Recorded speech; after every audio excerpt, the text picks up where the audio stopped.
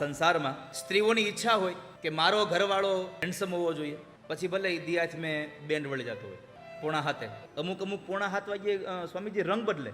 એકવાર એક કાકીડાએ આત્મહત્યા કરી, જંગલમાં એક કાચીડાએ આત્મહત્યા કરી, આમ ટીંગાઈ ગયો. તો આખા આમ સમાજમાં ખળભળાટ થઈ ગયો કે કાકીડાએ આત્મહત્યા કરી. એનું કારણ શું? બધા લોકો ત્યાં ભેગા થયા તો બરાબર જે જગ્યાએ આત્મહત્યા કરી હતી ત્યાં એક નાની એવી ચિઠ્ઠી હતી. એમાં લખ્યું હતું કે મારી આત્મહત્યા કરવાનું કારણ એ છે કે રંગ બદલવામાં હું માહિર હતો, પણ માણસો પાસે હારી ગયો એટલે હું. તો સ્ત્રીને પેલું વેલું હોય મારો ઘરવાળો હેન્ડસમ હોવો જોઈએ. કન્યા વરયતે રૂપમ, મારો ઘરવાળો રૂપાળો હોવો જોઈએ.